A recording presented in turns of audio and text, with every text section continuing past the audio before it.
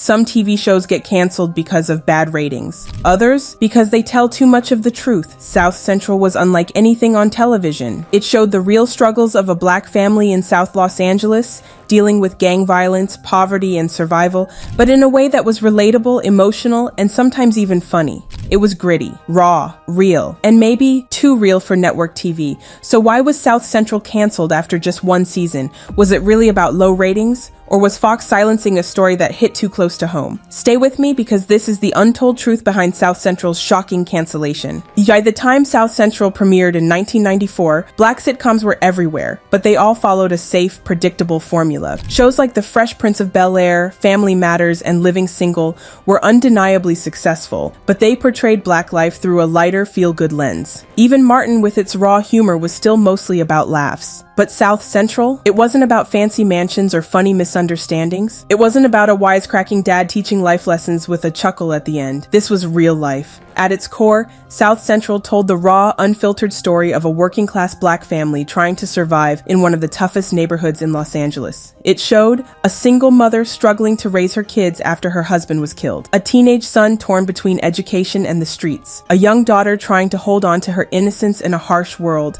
a best friend who had already fallen into gang life, and the heartbreak of watching him get pulled in deeper. And the most powerful part, it showed these struggles without making the characters feel like victims. Joan Mosley, played by Tina Lifford, was one of the strongest black mothers on TV. Tough, no nonsense, and determined to keep her family together no matter what. Her teenage son, Andre, played by Larenz Tate, was at a crossroads. He wanted a better future, but he couldn't ignore the reality of his neighborhood. His best friend Dion was already deep in gang life, and Andre had to make a choice: follow him or fight for something better. And then there was Nicole, played by Tasha Scott, a young girl trying to stay hopeful in an environment that made it almost impossible. Unlike most sitcoms, South Central didn't wrap up every problem neatly at the end of each episode. It didn't sugarcoat anything. If a character was struggling to pay rent, they were still struggling next week.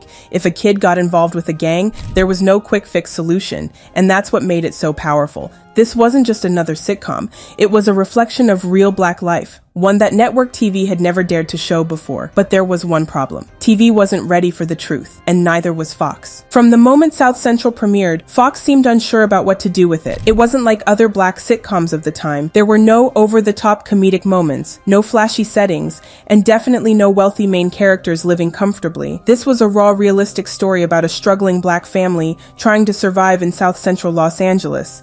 But instead of giving it a prime spot in their Thursday or Sunday night lineup, where successful shows like Martin and Living Single thrived, Fox dumped South Central on Tuesday nights, a slot that was already struggling. And that wasn't the only issue. While Fox poured millions into promoting their other shows, South Central got barely any marketing. No major billboards, no heavy TV commercials, no primetime promotions. The show was expected to build an audience on its own, something that's almost impossible for a brand new series without network support. And even though the ratings weren't terrible, they weren't high enough to justify keeping it, at least not in Fox's eyes. Because instead of giving the show time to grow, Fox pulled the plug after just 10 episodes. But here's where things get really suspicious. South Central wasn't just another sitcom. It was a mirror. It didn't show a perfect black family in a perfect suburban home. It showed mothers working 2 jobs just to survive, sons facing pressure to join gangs, teens seeing their friends killed in the streets. And it did all of this while still keeping a sense of humor. But in 1994, was network TV ready for that kind of truth? Fox may have claimed ratings were the reason,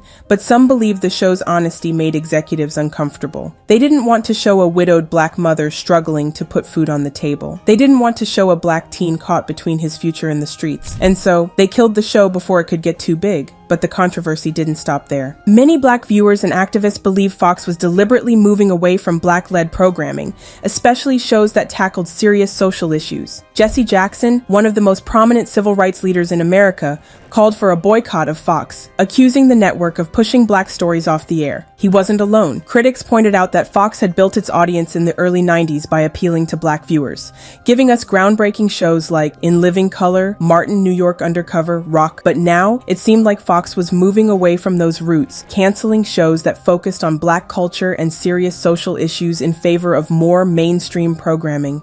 Fox denied these accusations, claiming it was simply restructuring its lineup due to declining ratings. But here's the thing. While South Central got canceled, Fox kept renewing lower-rated shows with mostly white casts. Models Incorporated, renewed, despite terrible ratings. Party of Five, renewed. It actually had worse numbers than South Central in its first season. Melrose Place, renewed. So why was South Central, a groundbreaking show with critical acclaim, canceled so quickly? Maybe it was a coincidence? Maybe it was just business. Or maybe Fox was afraid of the truth this show was telling. And if you thought the cancellation was the end of the story, think again, because the backlash was just getting started. Even though South Central was canceled, its impact never disappeared. If you look at shows like The Wire, Snowfall, The Chi, you'll see the DNA of South Central all over them. It proved that a show about real black struggles could exist without being a gangster drama or a crime thriller, just a real family dealing with real issues. And ironically, had South Central premiered years later on a platform like Netflix or HBO,